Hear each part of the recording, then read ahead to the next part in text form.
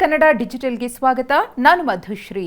ರಾಜ್ಯ ಕಾಂಗ್ರೆಸ್ ಸರ್ಕಾರದ 5 ಗ್ಯಾರಂಟಿಗಳಲ್ಲಿ ಗೃಹಲಕ್ಷ್ಮಿ ಯೋಜನೆಯೂ ಕೂಡ ಒಂದು. ಇದ್ರ ಬಗ್ಗೆ ಈಗಾಗಲೇ ನಮ್ಮೆಲ್ಲರಿಗೂ ಕೂಡ ಗೊತ್ತೇ ಇದೆ.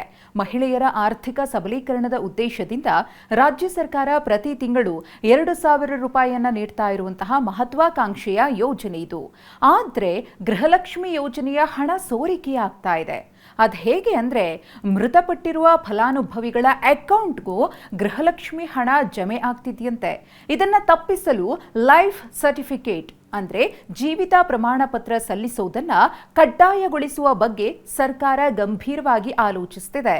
ರಾಜ್ಯ ಗ್ಯಾರಂಟಿ ಯೋಜನೆಗಳ ಅನುಷ್ಠಾನ ಪ್ರಾಧಿಕಾರದ ಉಪಾಧ್ಯಕ್ಷರಾಗಿರುವ ಎಂಎಲ್ಸಿ ದಿನೇಶ್ ಗೂಳಿಗೌಡ ಅವರು ಸಿಎಂ ಸಿದ್ದರಾಮಯ್ಯ ಮತ್ತು ಡಿಸಿಎಂ ಡಿಕೆ ಶಿವಕುಮಾರ್ ಅವರಿಗೆ ಈ ಬಗ್ಗೆ ಲಿಖಿತವಾಗಿ ಮನವಿಯನ್ನ ಸಲ್ಲಿಸಿದ್ದಾರೆ. ಹಾಗಿದ್ರೆ ದಿನೇಶ್ ಗೂಳಿಗೌಡ ಸಲ್ಲಿಸಿರುವ ಮನವಿಯಲ್ಲಿ ಏನಿದೆ ಅನ್ನೋದನ್ನೇ ಹೇಳ್ತೀನಿ ನೋಡಿ. ಅಂತ್ಯೋದಯ, ಬಿಪಿಎಲ್ ಮತ್ತು ಎಪಿಎಲ್ ಪಡಿತರ ಚೀಟಿಗಳಲ್ಲಿ ಕುಟುಂಬದ ಯಜಮಾನಿ ಎಂದು ನಮೂದಿಸಿರುವ ಮಹಿಳೆಯು ಯೋಜನೆಯ ಫಲಾನುಭವಿ ಮಹಿಳೆಯಾಗಿರ್ತಾರೆ.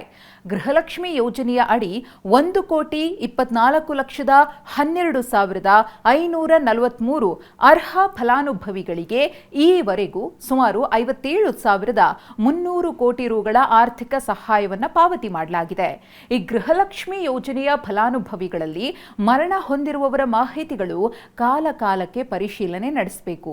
ಮರಣ ಹೊಂದಿರುವ ಫಲಾನುಭವಿಗಳಿಗೆ ಧನ ಸಹಾಯ ಪಾವತಿಯಾಗುವುದನ್ನು ತಪ್ಪಿಸಬೇಕಿದೆ. ನಿವೃತ್ತ ಸರ್ಕಾರಿ ನೌಕರರು ಪಿಂಚಣಿ ಪಡೆಯಲು ಪ್ರತಿ ವರ್ಷ ಬ್ಯಾಂಕ್ಗಳಿಗೆ ತಮ್ಮ ಜೀವಿತ ಪ್ರಮಾಣ ಪತ್ರ ಸಲ್ಲಿಸುವುದು ಹೇಗೆ ಕಡ್ಡಾಯವೋ ಅದೇ ಮಾದರಿಯಲ್ಲಿ ಗೃಹಲಕ್ಷ್ಮಿ ಯೋಜನೆಯ ಅಡಿ ಅರ್ಹ ಫಲಾನುಭವಿಗಳಿಗೆ ಜೀವಿತ ಪ್ರಮಾಣ ಪತ್ರ ಸಲ್ಲಿಸುವುದನ್ನು ಕಡ್ಡಾಯಗೊಳಿಸಬೇಕು ಅಂತ ಮನವಿ ಮಾಡಿಕೊಂಡಿದ್ದಾರೆ. ಇನ್ನು ದಿನೇಶ್ ಗೂಳಿಗೌಡ ಅವರ ಮನವಿಯನ್ನ ಪುರಸ್ಕರಿಸಿರುವ ಸಿಎಂ ಸಿದ್ದರಾಮಯ್ಯನವರು ಈ ಕೂಡಲೇ ಈ ಬಗ್ಗೆ ಪರಿಶೀಲನೆ ಮಾಡಿ ಅಗತ್ಯ ಕ್ರಮ ಕೈಗೊಳ್ಳುವಂತೆ ಸರ್ಕಾರದ ಮುಖ್ಯ ಕಾರ್ಯದರ್ಶಿಯವರಿಗೆ ಸೂಚನೆಯನ್ನು ನೀಡಿದ್ದಾರೆ. ಒಂದು ವೇಳೆ ಈ ನಿಯಮ ಜಾರಿಗೆ ಬಂದರೆ ಗೃಹಲಕ್ಷ್ಮಿ ಫಲಾನುಭವಿ ಮಹಿಳೆಯರು ನಿವೃತ್ತ ಸರ್ಕಾರಿ ನೌಕರರು ಪಿಂಚಣಿಯನ್ನ ಪಡೆಯಲು ಪ್ರತಿ ವರ್ಷ ಹೇಗೆ ಜೀವಿತ ಪ್ರಮಾಣ ಪತ್ರವನ್ನು ಸಲ್ಲಿಸುವುದು ಕಡ್ಡಾಯವೋ ಹಾಗೆಯೇ ಗೃಹಲಕ್ಷ್ಮಿಯರು ಕೂಡ ತಮ್ಮ ಜೀವಿತ ಪ್ರಮಾಣ ಪತ್ರವನ್ನು ಸಲ್ಲಿಕೆ ಮಾಡುವುದು ಕಡ್ಡಾಯವಾಗುತ್ತೆ.